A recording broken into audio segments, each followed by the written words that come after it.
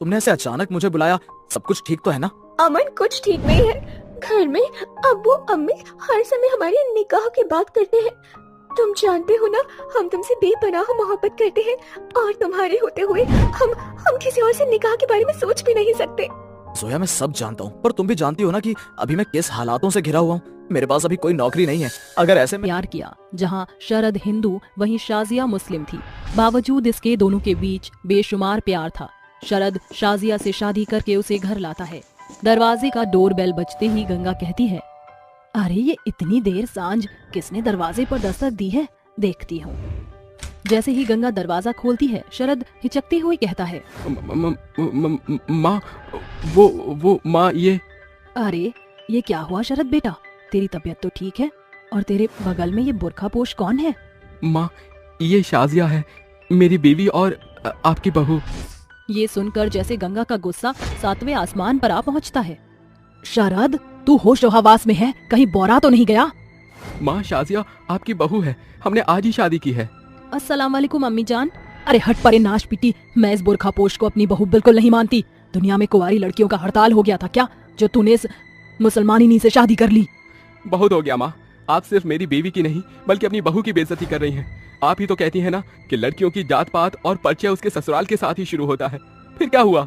मुझे मेरे शब्द याद ना दिला, इस मुस्लिम लड़की के पीछे मती मारी गई है। माँ, अगर आप शाजिया को बहू के रूप में स्वीकार नहीं करेंगी तो मैं इसी वक्त ये घर छोड़ दूंगा। शरद, वो आपकी अम्मी जान है, उनसे ऐसे ना बोलिए। अम्मी जान, आपको ठेस पहुंचाने का हमारा मंसूबा नहीं और ना ही आपके बुरी बातों का हमें मलाल है। हम तो महज आपसे एक मौका मांग रहे हैं। खुदा के खातिर हमें एक मौका दे दीजिए, हम बकायदा आपकी बहू बनकर दिखाएंगी। ठीक है, सिर्फ अपने बेटे शरद की खुशी के खातिर तुझे मौका दे रही हूँ। गंगा शाजिया को स्वीकार करने का स्वैंग रचाकर अपना स्वार्थ साधते हुए मन में कहती है, फिक्र मत कर मेरी मुस्लिम बहू, तुझ पर इतने जुल्म ढाऊंगी कि सास के सताओं से तंग आकर सप्ताह भर के भीतर ही यहाँ से चलती बनेगी। शाजिया शरद के साथ अपने जीवन की सुनहरी शुरुआत करती है। अगली सुबह वह जोया को जरा भी पसंद नहीं करती, पर फिर भी जोया अपनी सास को खुश करने के लिए घर में सबसे पहले उठती और घर के मंदिर में बैठकर पूजा करती।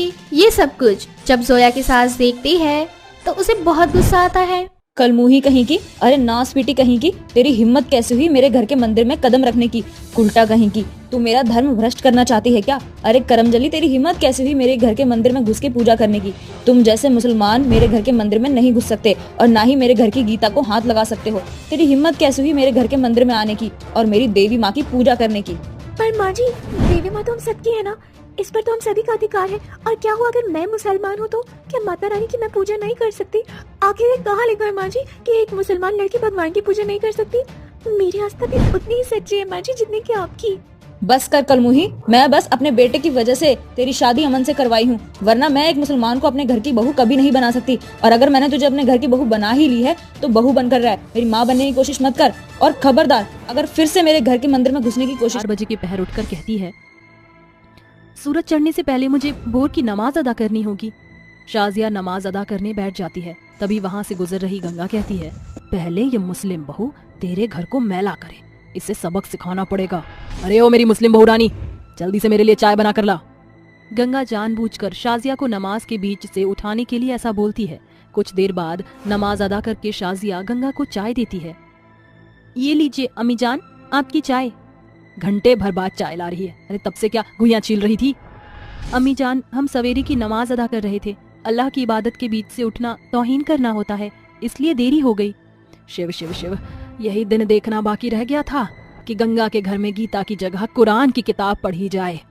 ये कहकर गंगा चाय थूकते हुए निश्क निकाल कर कहती है, अरे राम राम राम, ये चाय है कि चाशनी? वही मेरी इस मुस्लिम बहू ने सवेरे सवेरे मुंह खराब कर दिया। अम्मी जान, आप खफा ना हो, हम आपके लिए दूसरी चाय बना लाते हैं। खबरदार, जो रसोई घर का रुख भी किया तूने। मैं भरसक भूल ही गई थी कि तुम्हारा खान पान कैसा होता है। मांस मच्छी तुम्हारे खाने का खुराक है, मगर गंगा के घर में लहसुन प्याज भी नहीं चलता। अम्मी जान, आप कौम की कड़ी से जोड़कर क्यों हमें रुस्वा कर रही हैं? अरे मुस्लिम से पहले हम एक मनुष्य हैं। जब हमारी रगों में दौड़ने वाला खून और सर से लेकर साया एक समान है तो ये बड़ा भेदभाव क्यों? अरे ओ मेरी मुस्लिम बहू, तेरे मनगढ़ंत बोलबाले से कुछ नहीं बदलने वाला। गंगा के बोल बाण में बदलकर शाजिया के मन को भीतर तक भेद देते हैं। तभी शरद शाजिया को समझाते हुए कहता है, शाजिया, तुम माँ की बातों का बुरा मत मानो, देखना वो जल्दी ही तुम्हें अपनी बहू के रूप में स्वीकार कर लेंगी।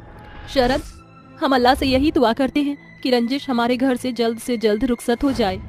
गुजरते समय के साथ शरद काम के सिलसिले से बाहर जाता है। माँ, मैं सप्ताह भर की खातिर शहर जा रहा हूँ। आप अपना और शाजिया का ख्याल रखना।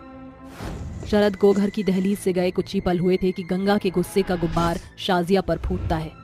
जाने कौन से तंत्र ताबीज से तूने मेरे बेटे को अपने बस में कर लिया है, जब देखो तेरे ही गुणगान करता है। अम्मी जान, आप अपनी बेगुनाह बहू पर ये गलीज इल्जामात ना लगाइए। गंगा अपनी मुस्लिम बहू शाजिया पर ताने की ताबड़तोड़ बौछार करके चल देती है। अगली सुबह जहाँ शाजिया नमाज अदा करती है, वहीं गंगा मंदिर में आरती अर्चना करती है। तभी शाजिया अपना हाथ आगे बढ़ाती है। शाजिया को मंदिर के भीतर खड़ा देख गंगा बिगड़ते हुए बोलती है, अरे ओ मेरी मूर्ख मुसलमान बहू, तेरी जरूरत कैसे हुई मेरे घर के मंदिर में घुसने की, भाग यहाँ से। गुस्से में आकर गंगा शाजिया को धकेल देती है। शाजिया की कोहनी लहूलुहान हो जाती है। अम्मी जान, ऐसी भी क्या गुस्ताखी कर दी हमने जो आप हमसे इस कदर खफा रहती हैं? सुनना चाहती है तो सुन। मेरी मनहूस मुस्लिम बहू, तेरा गुनाह ये है कि तूने गंगा के बेटे से ब्याह किया। तेरे चलते मेरे अरमान धरे रह गए। हम दोनों के रीत रिवायत एकदम परे हैं। तू इस हिंदू सास की मुस्लिम बहू है, बस यही गंगा को गवारा नहीं। गंगा की भड़ास शाजिया को बुरी तरीके से झकझोर कर रख देती है। शाजिया सारी रात अपनी सास के शब्दों को सोचती रहती है। या अल्लाह, ये कैसा इम्तिहान है हमारा।